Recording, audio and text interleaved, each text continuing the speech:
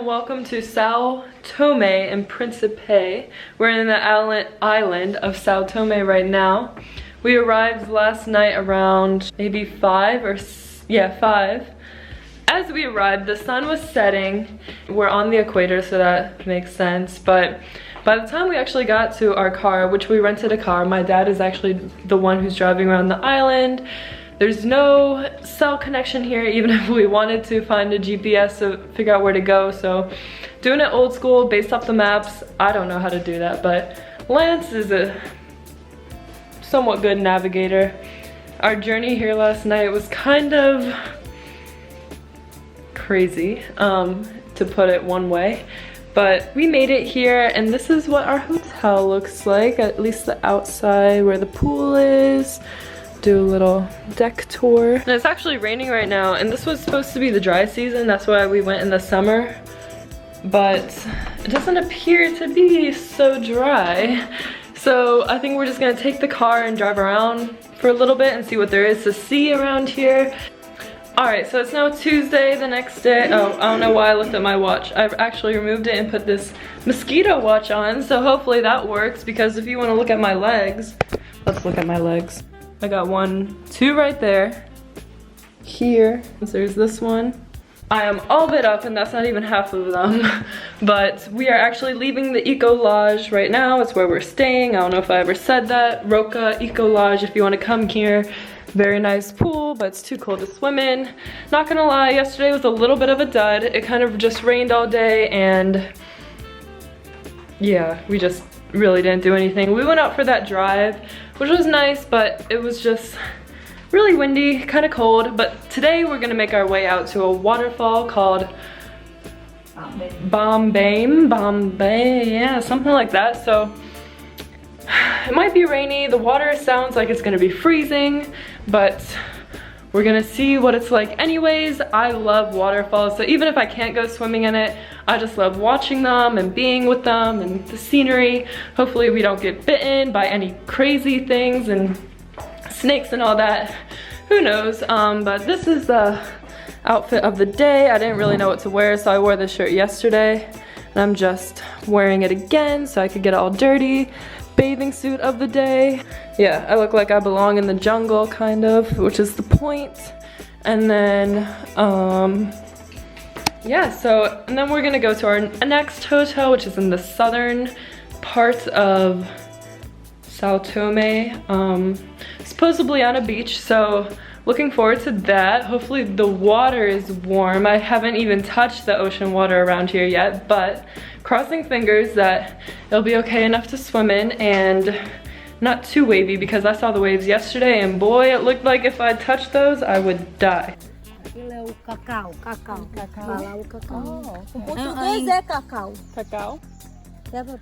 So, we have gotten lost. Dad has driven up this hill and he's not came back down, so we're here with this nice family, and we're talking to them, learning a little bit of Portuguese.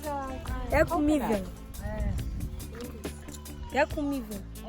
Aquele faz chocolate lá, país fora, chocolate.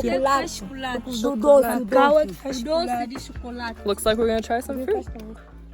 So we've been walking for how long, do you think? Oh, there you are.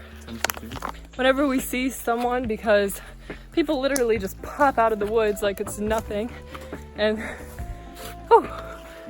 kind of slippery, kind of walking on this dirt road. We're hoping to see the waterfall soon. However, I don't hear anything, and from the picture and the size of it, seems like it's pretty big. They said it's about a mile hike, and it takes about 12 minutes to walk a mile, so we've definitely been here a little bit longer than that. But at the same time, we know nothing. So it might take a mile, it might take 3 miles. But every time I ask someone, Cascada Bombay, they point, and it sounds like we're going in the right direction, so I'm just really hoping that's true. Otherwise, just going on a really nice hike. Okay, so after I got my feet extremely muddy, but oh my god. You want to see the view?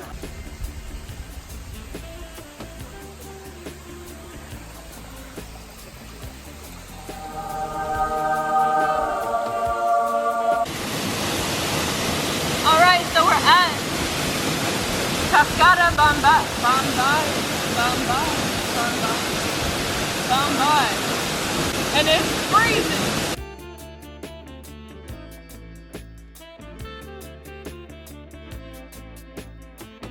Okay, so we just got finished swimming in the waterfall, and it is so slippery, so rocky. If I had my water shoes, I'd definitely be wearing them. That's why Dad was able to go so far. He's wearing his sandals, but I actually ended up slipping in, so that's how I got in. But after you're in it for a while, it gets way too cold, so we're enjoying our last moments here. Ooh, I'm about to fall on the land. We're enjoying our last moments here, and then we're about to hike all the way back to the car. It's about 2 o'clock, so by the time we get back, it'll probably be maybe 3-ish. And it gets dark really early, so at least we know how to get back, but my fresh and clean legs are soon gonna be full of mud again. But what a day. Alright, so I didn't vlog much at this new place that we have gotten to, but I will do that when we get back. However, we're not even on São Tomé anymore. We took a boat and now we're on another island. I don't know exactly what it's called, but we're actually standing right on the equator. There's Lance on the equator. Indeed. This is the island that we came from. Took a boat to here. We walked through a village and up a hill to get here.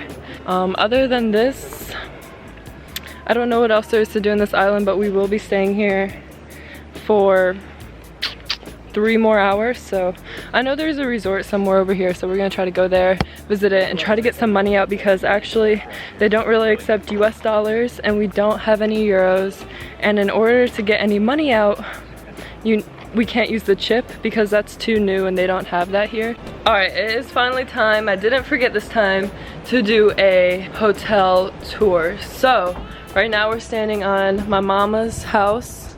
I didn't spend the night here, but this is what the outside looks like. A nice hammock that I actually did spend quite a bit of time on. And then excuse the mess. Oh, whoops. I was about to walk into the door. So yes, this is what it looks like. A little living room which has 2 beds, and then the main room. Even a crib, so if you have a little baby and you want to bring them, hello, that's me, outfit of the day. Yeah, and then I'll show you the bathroom. Nothing special, but toilet and shower. We brought shampoo, conditioner. You know, usually hotels don't really provide that for you unless you're anywhere in the US, so. Alright, let's do a little tour. This is the outside. There's this nice path right here. My house is 2 doors down, sharing it with my grandma. It's not as big as this one. It just has that like main room that we saw in there, 2 beds, and then the same type of bathroom. And we have a balcony with a hammock as well. So right now we're gonna take the path that we always take down to breakfast each morning, or down to the beach, which is down here. Alright, good morning. It's almost noon and it is Friday. So yesterday we drove to the main part of the city from the south where the beach was and everything. And it took us about 3 hours, but unfortunately yesterday I woke up with a sore throat, and as the day developed, like, I got a bad fever and everything at night. So today I'm just really not feeling great, but we took a little small trip out to the St. Nikolai waterfall just to see what that would look like. And honestly, I have to say I'm pretty glad that we went to Cascada Bamba. Yeah. That's cut you off, but thanks. But yeah, I mean, like, I wouldn't even call it a waterfall. I would call it water on the rocks. Water drip. Yeah, water dripping. Faucet. Yeah. Like, as you can see, there's not really anywhere you could even swim. I guess you could go in if you wanted to. This seems to be the main waterfall to go to, especially just because it's really easy to get here. The road, there's a main road that's really nice to travel on, not very bumpy, and then you go off the main road for about 5 minutes and you're here. So very easy to get to. I guess I would say I recommend if you don't want to spend your time hiking down to Cascada Bamba, if you could even find that. But yeah, a little underwhelming. Next we're going to go to Monte Cafe, I think. Alright, so we're at Monte Cafe right now, and I was just trying to video record. We did a little bit of tour of the museum. I was trying to record it, but you're actually not allowed to record in there, so whoops. Yeah, I didn't know it was so hard to make the coffee. Basically, it's a long process, and coffee didn't even originate on this island. They brought it over from Brazil, the plants. I mean, it thrives now, but they took workers from Mozambique, Angola, and a couple other countries back in the 19th century, she said, right? And then they came here and they worked, like they got money out of it, except they didn't make enough money. They would sign contracts for either 1 or 3 years, but the amount of money they got was so small that they never, like, most of them couldn't really afford to go back to their countries. So yeah, but now this plantation is owned by families who are like taking care of it really well. Yeah, if you want to look into the coffee process, it's a lot. I don't think I could really explain it all, but it's very interesting, so I'm really glad we got to tour it. And yeah, that was my last scene that I took. So obviously I suck as a YouTuber and I didn't record an outro. So here I am back in Maryland. This was like last summer. So I'm just gonna talk about the country while you enjoy these clips I took of the views and everything like that. I think that this is a country truly unique to itself. I feel like I can say this about a lot of countries I've been to, but I could definitely say I've never been anywhere like this before. Driving around São Tomé is like you're going back in time. A lot of the houses and neighborhoods just built from wood, and the fact that there's no cell service at all in the country, meaning that you can't use GPS, you can't turn on data roaming to text someone, and if you don't know what that is, then you probably haven't been outside the country, but it's basically when you have to like use your data and pay like international rates, and you can't just go out and eat whatever you want. Like, I guess there are some restaurants, but it's not like you're gonna go walk and find a restaurant like that, and especially if you don't speak Portuguese.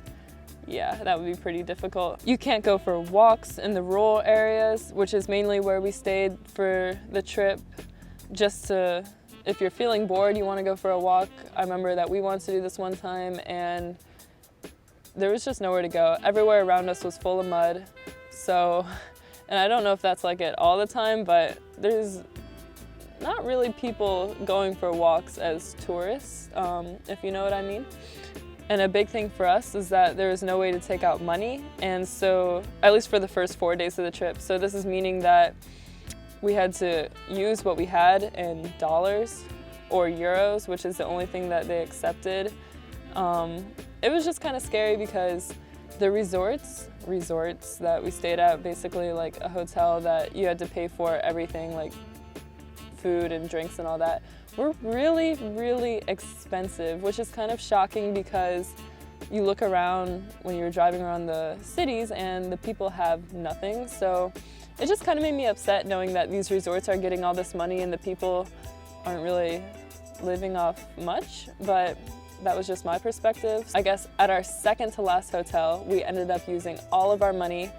So we were kind of scared that if we couldn't find a way to get more cash, we were going to be screwed and possibly have to leave early. But in the city, there ended up being this European guy and he knew how to take out some money from the cards. So yeah, that was something that we didn't expect. But let's talk about some good things. The best part of the country was definitely the people. They were the nicest people I've ever been to in any country. I could say that for sure. Also, the scenery and the way the country looked was so extraordinary, absolutely beautiful.